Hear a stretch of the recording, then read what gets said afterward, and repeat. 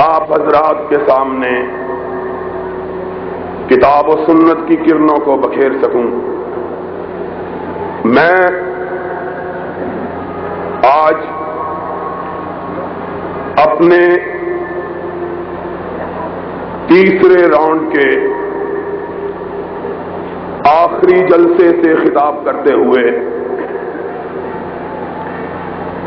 بڑی طمانینت محسوس کر رہا ہوں کہ الحمدللہ اسماعیل شہید کے بیٹے جاگ اٹھے ہیں، داؤد غزنوی کی قوم بیدار ہو چکی ہے، اسماعیل سلفی کا لگایا ہوا پودا تناور درخت بن چکا ہے، اور آج شیخ الاسلام ثناء اللہ امرتسری کی قبر پہ اللہ کے نور کی برکھا برسے۔ اس نے جس بات کے لیے جدوجہد کی تھی، آج اس کے ثمرات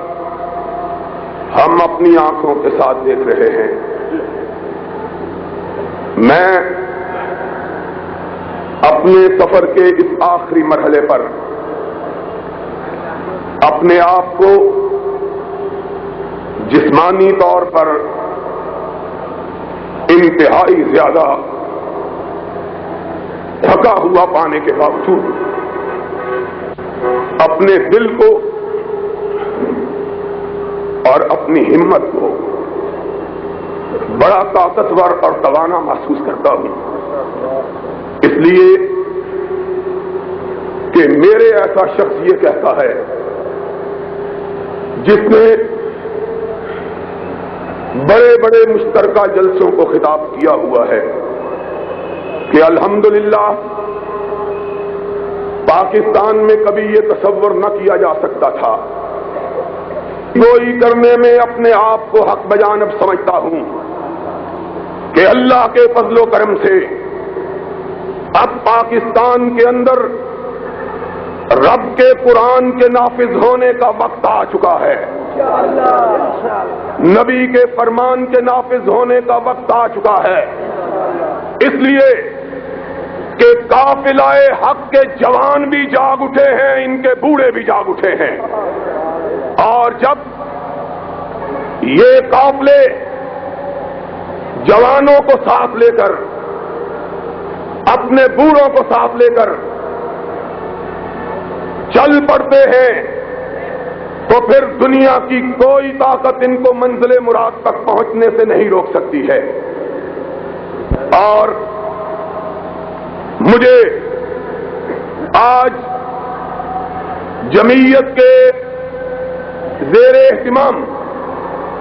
6 ماہ کے اس مختصر سے وقفے میں 18ویں بڑے جلسہ عام سے خطاب کرتے ہوئے اس بات کا احساس ہو رہا ہے کہ یہ دور اہل حق کا دور ہے، یہ دور کتاب و سنت کا دور ہے، اور اب دنیا کی کوئی طاقت پاکستان کی فضاؤں میں کتاب و سنت کے پرچوں کو بلند ہونے سے نہیں روک سکتی ہے۔ لوگوں، میں بہت سی باتیں آپ سے کرنا چاہتا ہوں، مجھے اس بات کا شدید احساس ہے کہ اپنے ساتھیوں کا ایک ادنا کارکن ہونے کی وجہ سے اور آپ کی جماعت کے ایک چوکیدار ہونے کی حیثیت سے میری باری ہمیشہ آخر میں آتی ہے، اس لیے وقت کی تنگی کی وجہ سے میں بہت سی باتیں جو اپنے دل میں خیال کر کے آتا ہوں، سوچ کے آتا ہوں کہ کہوں گا، نہیں کہہ سکتا، لیکن پھر اس بات سے اپنے جی کو بہلا لیتا ہوں، میر جمع ہے احباب حال دل کہہ لے، پھر التفات دل دوستاں رہے نہ رہے، اور دھوبی گھاٹ کے اس عظیم الشان اجتماع کو میں مخاطب ہو کے 2-3 بنیادی باتیں سمجھانا چاہتا ہوں۔ ایک بات شریعت بل کے حوالے سے ہے، دوسری بات پاکستان کے حکمرانوں کے حوالے سے ہے، تیسری بات ہمارے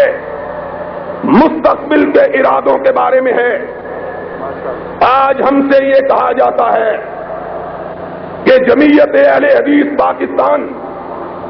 اور خصوصاً احسان الہی ظہیر شریعت بل کی مخالفت کر رہا ہے۔ میں یہ بات واضح کر دینا چاہتا ہوں، ہم وہ لوگ نہیں ہیں جو کسی کی دھمکیوں سے مرعوب ہو جائیں یا کسی کے پروپیگنڈے سے متاثر ہو جائیں۔ میں جب آج سے 3 ماہ پیشتر امریکہ کے دورے سے واپس آیا تو مجھ سے لاہور پہنچتے ہی یہ کہا گیا ایک شریعت بل پیش ہوا ہے جس پہ تمام مکاتب فکر نے دستخط کر دیے ہیں، آپ بھی اس کو مان لیں۔ میں نے کہا میں وہابیوں کا بیٹا ہوں، پڑھے بغیر نہیں مان سکتا۔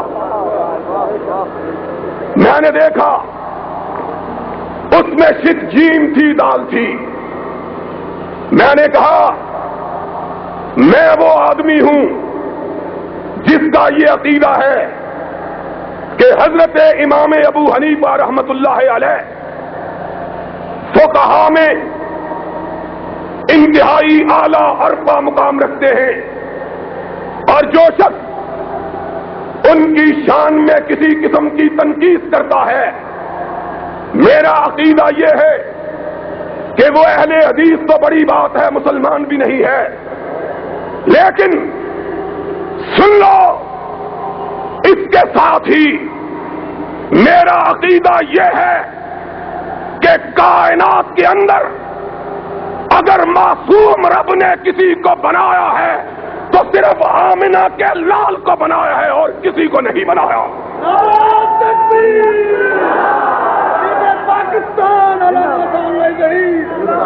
اس لیے میں کسی غیر معصوم کی بات کو شریعت نہیں مان سکتا۔ مجھ کو قتل کرو، دار پہ کھینچو مجھ کو قتل کرو،